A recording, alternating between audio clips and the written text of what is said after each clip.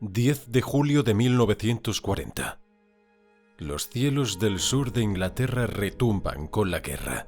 La Luftwaffe alemana lanza oleada tras oleada de bombarderos y cazas en lo que se convertiría en la batalla de Inglaterra.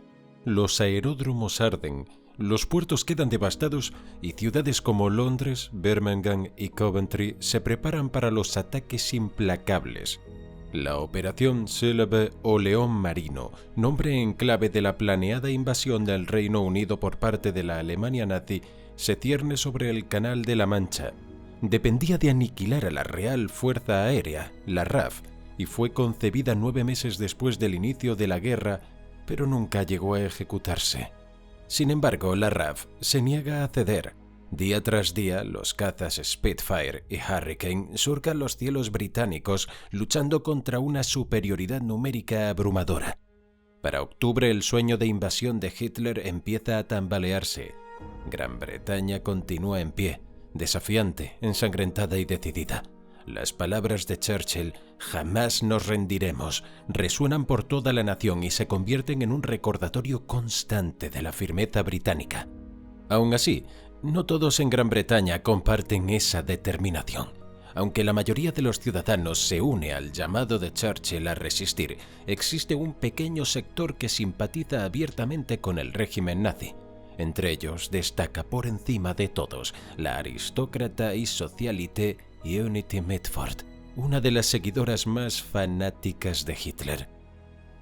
Unity Valkyrie Mitford, la quinta de 7 hijos de una prominente familia inglesa, nació el 8 de agosto de 1914 en Londres.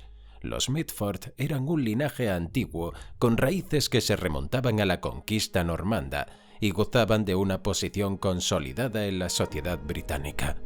Unity, además, era prima segunda de Clementine Churchill, la esposa de Winston Churchill, un vínculo que más tarde haría aún más llamativa su fascinación por Hitler.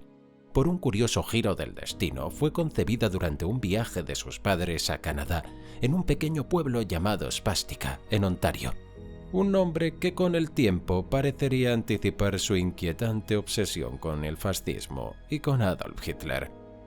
Durante su infancia, Unity tuvo dificultades para encontrar su lugar entre sus hermanos.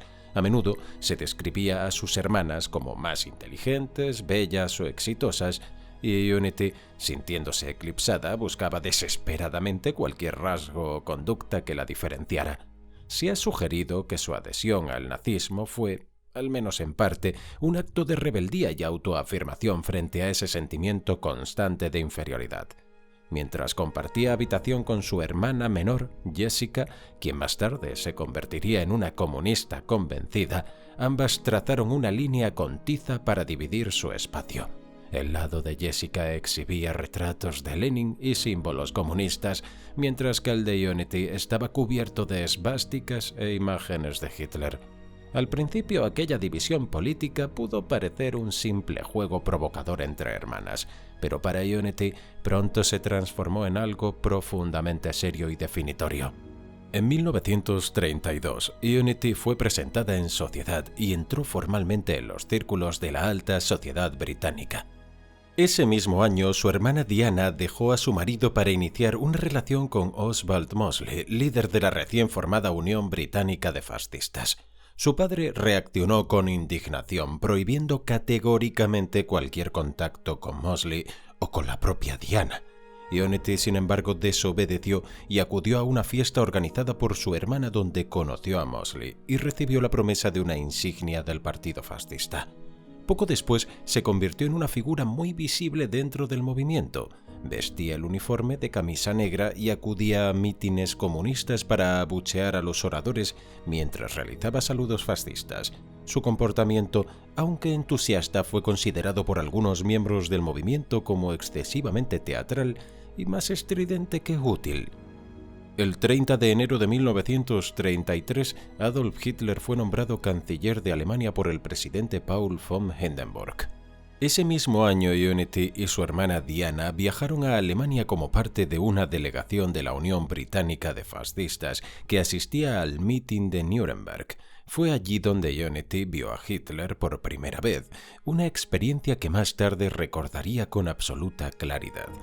La primera vez que lo vi, supe que no había nadie a quien preferiría conocer. El mitin la impresionó profundamente. Lo que hasta entonces había sido simple admiración se convirtió rápidamente en veneración, y a partir de ese momento Unity se obsesionó con la idea de estar cerca de Hitler. En el verano de 1934, Unity Mitford regresó a Alemania y se matriculó en una escuela de idiomas en Múnich, situada muy cerca de la sede del partido nazi. Aunque la inscripción le daba una cobertura formal, su objetivo real no era académico. Decidida a conocer a Hitler, empezó a acudir de forma constante a la Osteria Bavaria, uno de los restaurantes que él visitaba con frecuencia. Día tras día se sentaba en la misma mesa, repitiendo la rutina durante 10 meses, esperando llamar su atención.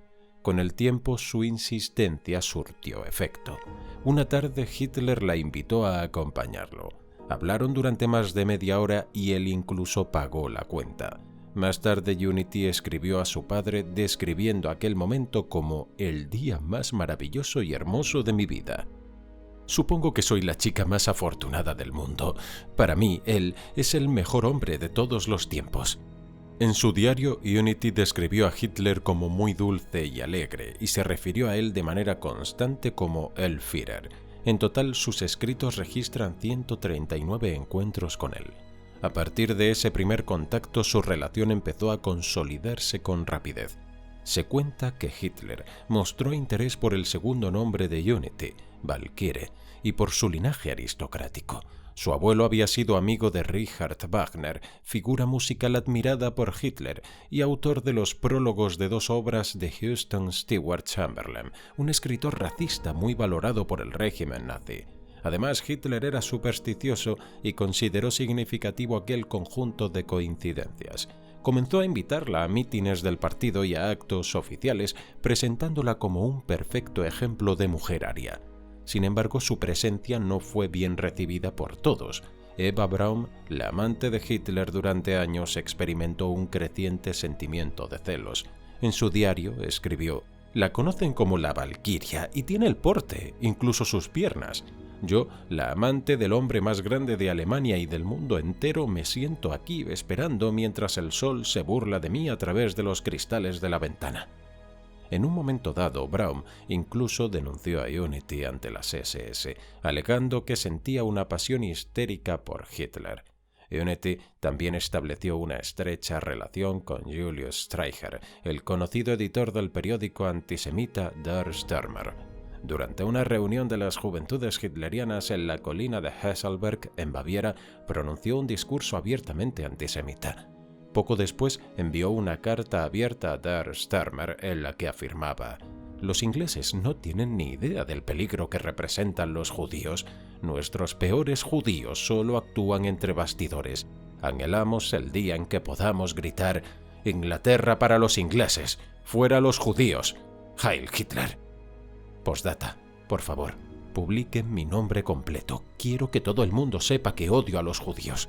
La carta provocó indignación en Gran Bretaña.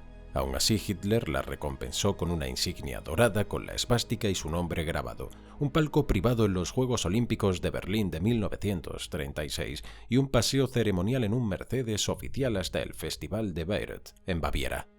Para 1936, Unity Mitford se había convertido en una figura destacada dentro del círculo íntimo de Hitler. Continuó asistiendo a mítines y actos oficiales, apareciendo con frecuencia a su lado y reforzando así su visibilidad dentro del régimen. Ese mismo año, un informe de inteligencia británico la describió como más nazi que los propios nazis y señalaba que incluso había hecho el saludo nazi al cónsul general británico en Múnich. Alarmado por su comportamiento, el diplomático pidió de inmediato que se le retirara el pasaporte. En 1938, la presencia de Unity alrededor de Hitler era tan habitual que apareció junto a él en el balcón de Viena durante el anuncio del Anschluss, la anexión de Austria a la Alemania nazi. Más tarde aquel año fue arrestada en Praga por distribuir propaganda nazi. Durante ese periodo, Hitler le ofreció elegir entre 4 apartamentos en Múnich. Según se cuenta, Unity visitó uno de ellos para discutir ideas de decoración y diseño, mientras los residentes, una pareja judía que pronto sería desalojada, lloraban en silencio en la cocina. Pasaban además los veranos en el Berghof, la residencia alpina de Hitler en los Alpes bávaros. Allí persistió en su empeño de convencerlo de buscar la paz con Gran Bretaña. Según Albert Speer, futuro ministro de Armamento y Producción de Guerra y uno de los asesores más cercanos de Hitler, la política rara vez surgía en las reuniones sociales. Unity, sin embargo, era la única que la mencionaba reiteradamente. A pesar de la evidente reticencia de Hitler, siguió presionando para lograr una alianza germano-británica e incluso llegó a entregarle listas de personas en Gran Bretaña que, según ella, apoyarían o se opondrían a ese plan. En el verano de 1939, cuando la tensión en Europa alcanzaba un punto crítico, Hitler comunicó a Unity y a su hermana Diana que una guerra con Gran Bretaña era ya inevitable y les aconsejó abandonar Alemania. Diana regresó enseguida a casa, pero Unity decidió quedarse. La Segunda Guerra Mundial comenzó poco después, el 1 de septiembre de 1939, con la invasión alemana de Polonia. El 3 de septiembre de 1939, el mismo día en que Gran Bretaña declaró la guerra a Alemania, Unity acudió a ver a Adolf Wagner, el Gauleiter nazi o líder regional del partido nazi en Múnich, para preguntarle si sería arrestada como extranjera enemiga. Tras asegurarle que no, salió sola hacia el jardín inglés de Múnich. Allí, utilizando una pistola con empuñadura de nácar que Hitler le había regalado, Unity Mitford intentó suicidarse. Aunque sufrió una herida gravísima en la cabeza, sobrevivió. Hitler costeó su tratamiento en un hospital de Múnich, donde, según se decía, la visitaba con frecuencia. En diciembre de 1939 fue trasladada a un hospital de Berna, en Suiza. Su hermana Débora y su madre la encontraron en un estado deplorable, extremadamente delgada, con el cabello enmarañado y apenas capaz de hablar. La bala seguía incrustada en su cerebro y se consideró demasiado peligroso intentar extraerla. En enero de 1940, Unity, conocida en la prensa como la chica británica de Hitler, fue llevada de vuelta a Inglaterra en un vagón ambulancia acoplado a un tren. Cada desplazamiento le causaba un dolor intenso.